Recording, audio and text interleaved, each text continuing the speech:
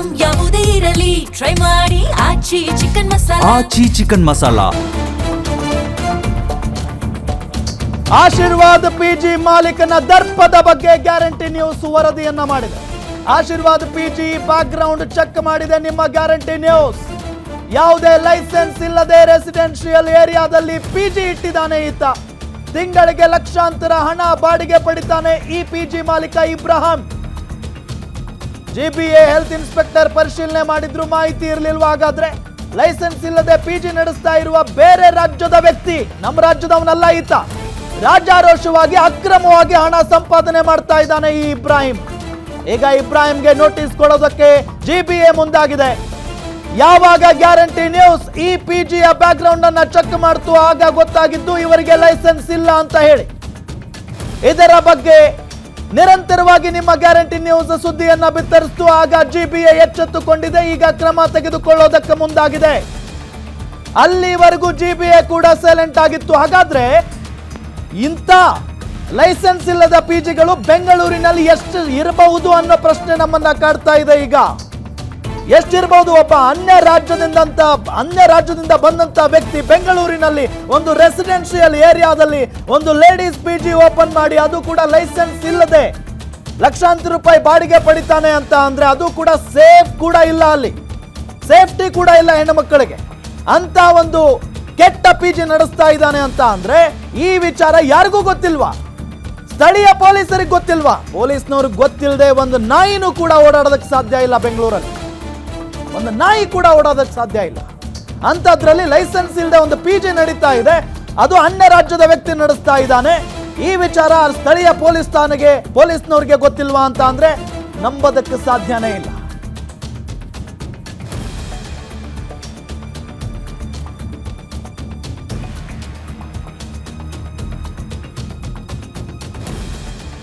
ಆ ಆಶೀರ್ವಾದ್ ಪಿಜಿ ಹೇಗಿದೆ, ಅಲ್ಲಿನ ಪರಿಸ್ಥಿತಿ ಯಾವ ರೀತಿಯಾಗಿದೆ ಅನ್ನೋದರ ಬಗ್ಗೆ ನಮ್ಮ ಕ್ರೈಮ್ ರಿಪೋರ್ಟರ್ ಗಿರೀಶ್ ಒಂದು ಪ್ರತ್ಯಕ್ಷ ವರದಿ ಕೊಟ್ಟಿದ್ದಾರೆ.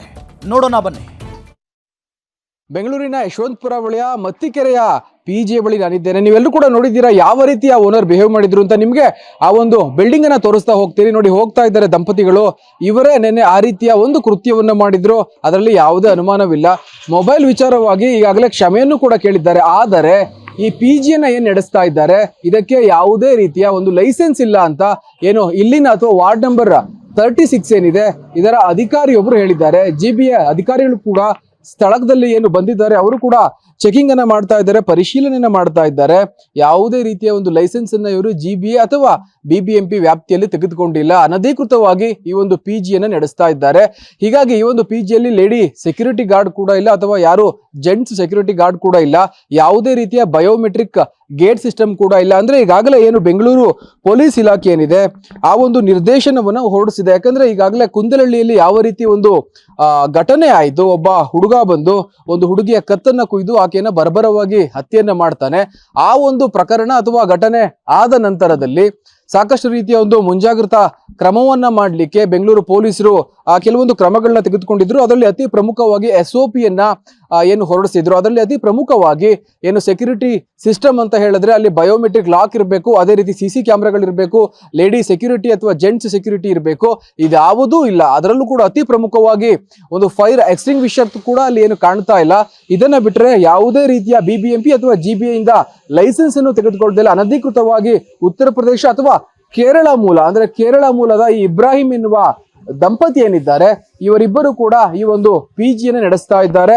ಈ ಒಂದು ಪಿಜಿಯನ್ನು ಅಕ್ರಮವಾಗಿ ನಡೆಸುವುದಲ್ಲದೆ ಏನು ಒಂದು ಹಣ ಏನು ಒಂದು ಹುಡುಗಿ ಕಳ್ಕೊಂಡಿದ್ಲು, ಐಶ್ವರ್ಯ ಎನ್ನುವ ಯುವತಿ, ಆ ಯುವತಿ ಹಣ ಕೇಳಿದ್ದಕ್ಕೆ ಆಕೆಯ ಮೇಲೆ ದಬ್ಬಾಳಿಕೆ ಅಥವಾ ದರ್ಪವನ್ನ ಮಾಡ್ಲಿಕ್ಕೆ ಆತ ಹೋಗಿದ್ದ.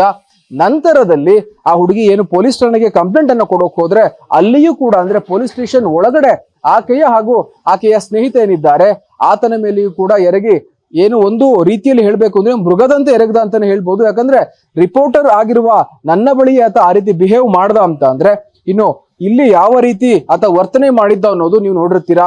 ಇಲ್ಲೂ ಕೂಡ ಮೇ 4ನೇ ತಾರೀಕು ರಾತ್ರಿ ಈ ಪಿಜಿಯ ಮುಂದೆ ಒಂದು ಇನ್ಸಿಡೆಂಟ್ ಆಗುತ್ತೆ. ಅಲ್ಲಿಯೂ ಕೂಡ ಅದೇ ರೀತಿ ಅವರಿಬ್ಬರನ್ನು ಕೂಡ ಹೊಡೆಯೋದಕ್ಕೆ ಹೋಗಿದ್ದಂತೆ. ಸೊ ಹೀಗಾಗಿ ಈತನ ಬ್ಯಾಕ್ ಗ್ರೌಂಡ್ ಅಥವಾ ಈತನ ಬಿಸ್ನೆಸ್ ಬ್ಯಾಕ್ ಗ್ರೌಂಡ್ ಅನ್ನ ಚೆಕ್ ಮಾಡಿದ್ವಿ. ಈ ಒಂದು ಪೀಜ್ಗೆ ಯಾವುದೇ ರೀತಿಯ ಲೈಸೆನ್ಸ್ ಇಲ್ಲ. ನೀವು ನೋಡ್ತಾ ಹೋಗ್ಬೋದು, ಒಂದು ಫೈರ್ ಎಕ್ಸ್ಟಿಂಗ್ವಿಷರ್ ಕೂಡ ಕಾಣ್ತಾ ಇಲ್ಲ.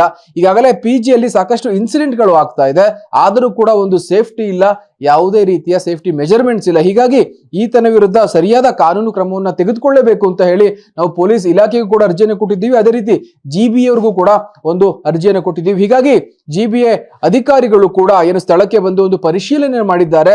ಇಲ್ಲಿ ಗೊತ್ತಾಗಿರುವ ವಿಚಾರ ಏನು ಅಂತ ಅಂದ್ರೆ, ಆತನಿಗೆ ಯಾವುದೇ ಒಂದು ಲೈಸೆನ್ಸ್ ಇಲ್ಲ ಈ ಒಂದು ಪಿಜಿಯನ್ನು ನಡೆಸಲಿಕ್ಕೆ ಅಂತ. ಹೀಗಾಗಿ ಅಧಿಕಾರಿಗಳು ಕೂಡ ಅವರ ನಿಟ್ಟಿನಲ್ಲಿ ಒಂದು ನೋಟಿಸ್ ಅನ್ನ ಕೊಡ್ತಾರೆ. ಕೊಟ್ಟ ನಂತರ ಈ ಪಿಜಿ ಏನಿದೆ ಇದು ಜಪ್ತಿ ಆಗುವುದರಲ್ಲಿ ಯಾವುದೇ ಅನುಮಾನವಿಲ್ಲ. ಇದು ಈ ಒಂದು ಪಿಜಿ ಇಂದ ಸ್ಪಾಟ್ ರಿಪೋರ್ಟ್ ಅಂತ ಹೇಳ್ಬೋದು. ಕ್ಯಾಮರಾ ಪರ್ಸನ್ ಯುವರಾಜ್ ಜೊತೆ ಗಿರೀಶ್ ಗಂಡಿ, ನ್ಯೂಸ್ ಬೆಂಗಳೂರು.